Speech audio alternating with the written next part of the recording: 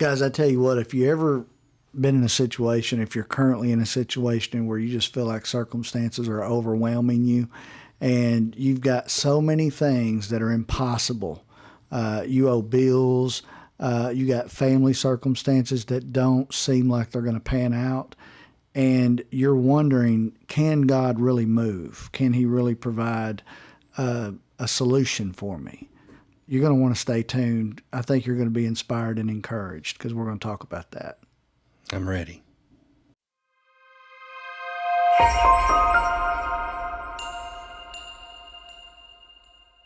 You know what really got me going about finding answers, getting in relationship with the Father? I had this question one time. I said, Lord, if Jesus could tell Peter to go get to throw a hook in the water and get the first fish, and it was going to have a gold coin in its mouth, and we're going to pay our taxes with that.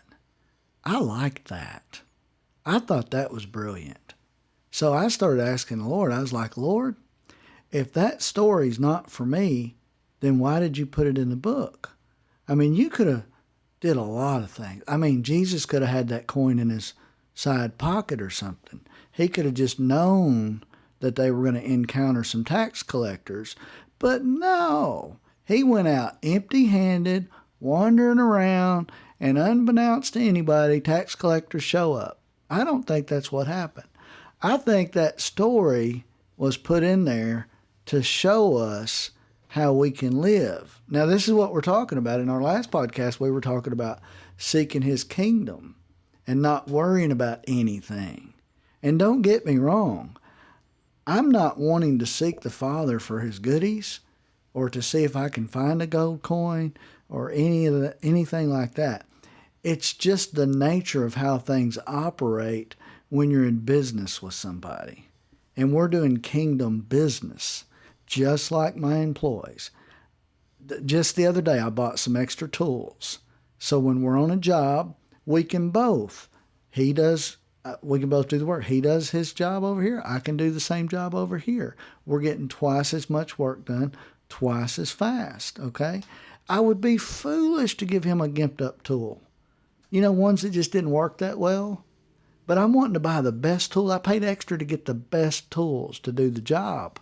And so if I'm in business with somebody and the Father, the creator of the universe, wouldn't it make sense that he would just provide for us as we go doing the business? Oh, tax collectors, I've got a plan for that. But don't miss a beat. We're still walking along this journey here. And that's one of the things that intrigued me, though. So it wasn't, you got to understand me. I wasn't approaching it like, I want to get gold coins. I want my taxes paid for. It was more of a, I know you got it. I know there's a lifestyle out there I'm missing. I know there's work we're doing to advance your kingdom. And I know you want me to do it well. I know you want me to represent well. So how do we do that? Well, you brought up a great thing about the kingdom and seeking him. Jesus went all the way back to the desperate, to those that were literally struggling, to the place, the only thing that occupied their brain from the moment they woke up to the time they went to bed was, how am I going to eat? I don't know what the situation, the economy was at that time, but he was speaking to the very person who had the biggest need. What am I going to eat? What am I going to wear? And then he says, my dad knows what you have need of. The moment someone tells you, I know your circumstance and your situation, and I know what you have need of, but when he says, but first, that's when you're paying attention. Mm-hmm. Whether you understand what he's fixing to say, you're like, tell me, because I've got to get rid of this anxiety. He said, quit being anxious. Don't worry. And Jesus says, but seek first my kingdom. and my righteousness, and all these things will be added. Well, that's good if you understand all what that means, but if you don't, and your brain is still thinking about what I'm fixing to eat, you're in trouble. And we have seen this over and over. I talked with a person the other day, and they're like, I'm trying to do everything God wants me to do. I'm going to church. I'm doing all these things, and it's like I'm never getting ahead. It's like it just gets worse. Just when I think it could get any worse, my car breaks down. This breaks down. This, it's like they're hit from ever. And then someone says, "Well, the devil's after you." So now they're going, okay, I went from I'm supposed to trust the Lord, but now the devil's bigger than the Lord because the devil's coming after me. So what am I doing wrong? It must not work for me. I must not be good enough. I'm never. No one's really answering my question about seeking Him or seeking His kingdom, and the kingdom don't even make sense to me. If you'd have paid an extra tithe, I bet you the car wouldn't have broke down. I looked, I know this is probably, I shouldn't say this, but I looked on a website, and the church had 5 ways that you could give. And I thought, how's 5 ways for our church to show you we love you? 5 ways we want to help you grow spiritually and mature. 3 ways. If we were as focused on helping people as much as presenting a financial obligation, need, or investment in the church, we would see astronomical results. So the people that can't contribute are very difficult oftentimes to be around. We talked about this before. We often are guilty of profiling. How is this relationship going to benefit me in church or out of church? What can they bring? What's their influence? What's their position? What's their zip code? Where do they live? What do they drive? And it's so sad because the Father looks at when he said, "I don't want you to be anxious," He wasn't talking to those that thought they had it all together. He was talking to the people that really were concerned about their next meal. And so we talked about a little bit in our last podcast about emotion, and Jesus brings it up beautifully about anxiety. All of these emotions will manifest themselves depending on your ability to grasp and understand and know Him. To the measure you know Him is to the measure you're maturing and growing. I've said this before. As a grandfather, there's nothing more I would want than for my grandchildren to grow up and be able to say my name, to be able to communicate what they want, for me to be able to communicate to them my love and my plans for them. Well, guess what? That's no different than the Lord. In Jeremiah 29:11, He said, "For the thoughts and plans I have for you." And that sounded so amazing, but that's all the plaques you will always see. The plaques will always say Jeremiah 29:11. You'll never see one that says Jeremiah 29:13. But you will search and find me when you seek me with your whole heart. Dang, does that mean there's a contingency? Mm-hmm. You see what I'm saying? It's more than just His thoughts and plans He has for us. He wants us to desire to know His thoughts and plans He has for us. But it's going to involve us seeking Him with our whole heart. And that's with our will, our thoughts, and our emotions. He wants our whole heart, our soul, pursuing Him. Yeah, I can tell you what doesn't work, and I can tell you what works. If you want a formula, what didn't work for me was this absolute rigid schedule of getting up at a certain time, spending exactly 2 hours in prayer, worship, reading the Bible, and sometimes even timing it because I just wanted to make sure I was doing it right. And never missing a Sunday, never missing a Wednesday, never missing a time to volunteer or anything like that.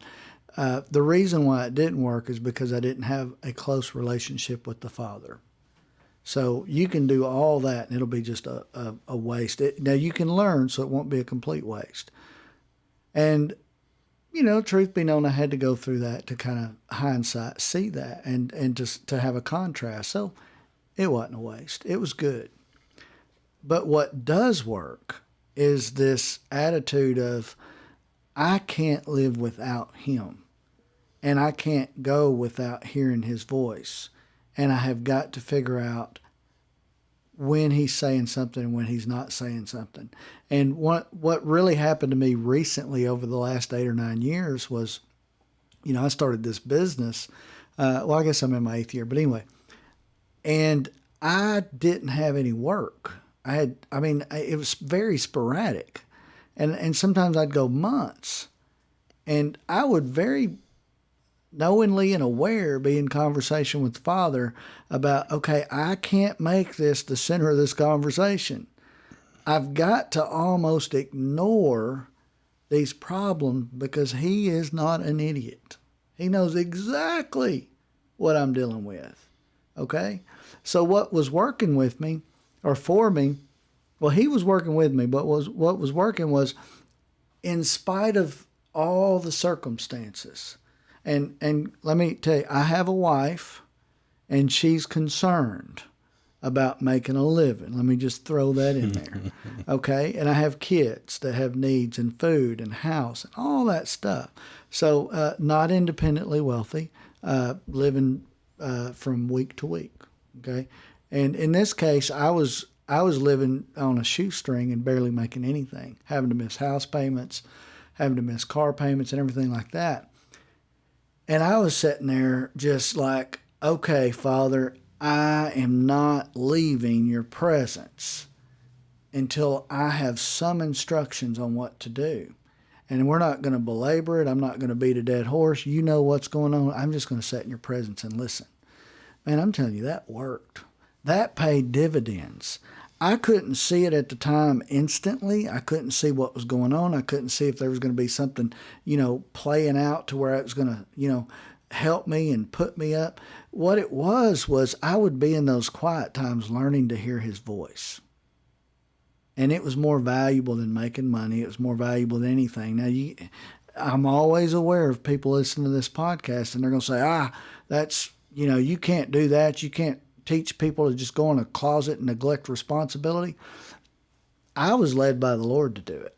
I honestly was led by the Lord to not go out and knock on doors to get business, not to market, not to do anything. He said, that's my job, his job.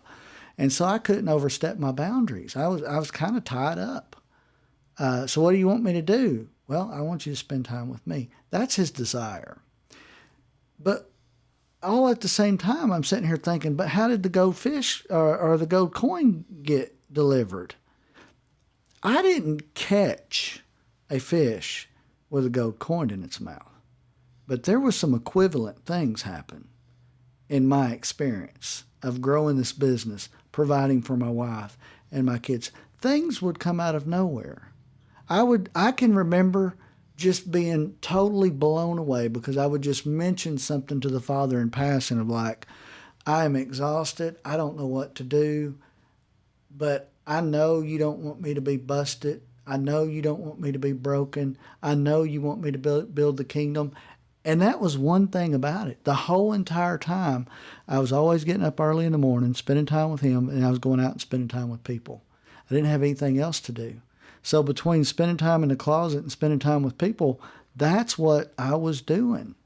And the Father was just supernaturally providing things for me.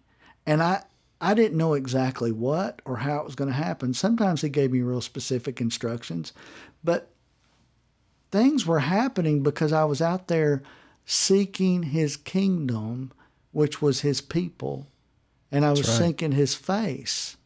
And because of those things, I am convinced it was the most educational time I've ever had. To this day, I can't get away from it.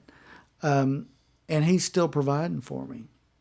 He's still providing for my family because we're in business together. And just right before I come over here, there was a client that emailed me and said, hey, we're thinking about doing some business here, promoting our company and things like that. Could we talk? So, yeah, I picked up the phone and I called this young lady and I said, hey, and she says, before you say anything, let me tell you what happened to me. I had a dream about Jesus last night, and it was so wonderful. I've never had anything like that happen to me, and I just thought you would like to hear that. This is the kind of relationships we're building. People all the time try to figure out, how do I separate business from, pleasure, from, church and things like that. You don't. You'll go out of business. No, you make it all about the kingdom. See, my clients know I'm all about the kingdom. Your clients know that. Your customers come up there to get prayed for all the time at the car dealership. And we're not trying to say, hey, we've got a free prayers going on at the business today. Hey, if you do business with me, you'll be blessed. Hey, do you know if you give to my business, you'll be blessed by Jesus Christ himself? We don't say that. We're saying just be a light to people. You don't have to say the gospel. You don't have to remember scriptures. Read what that scripture says about what the kingdom looks like. Like if you drink this water, you'll never thirst again. You'll become a river like a spring that flows into everlasting. You'll never thirst again. You'll be a light like a lamp that's set up on a hill, and you will shine. You don't want to put that under a table. You want to put it up top. Well, what does the light look like? It's something that's attractive to people. I mean, it's to me, that's what it means to seek after the kingdom. The kingdom is made up of people. If there was no people in the kingdom, then what are you ruling over? What is the kingdom? God's got a bunch of dirt? No. He's got a bunch of people. And he's wanting you to seek after them. He's wanting you to seek after him to learn how to fish, and then he wants you to go catch fish. That's how it's working. That's good, James. What do you think about that? Wow. I've walked with you through all of that in the last 8 years. And I've seen where you were saying, this doesn't make sense, but I'm going to trust him. And then he exponentially moves and meets your needs, and people are attracted to people that know without a doubt they're modeling something that's missing, and they see that, and they see good intention, they see genuine, they see something that we're manifesting, and it's not perfection. It's not that we've arrived by any chance. No, we haven't. But we've learned that there's something bigger and greater in us than anything else that's in this world. And we're just going to keep on doing that. So, yeah, James, that brings back great memories of walking out what it looks like to see his kingdom come and his will be done in and through us. Just like in heaven. So anyway, what an amazing time. Till next time, James. We hope this episode of the Called to Love podcast has enriched your life and offered valuable principles to apply on your personal journey. Please explore our website at www.calledto.love for more information and to share your feedback with us. Until our next episode, may you find peace and love. And always remember, you are called to love.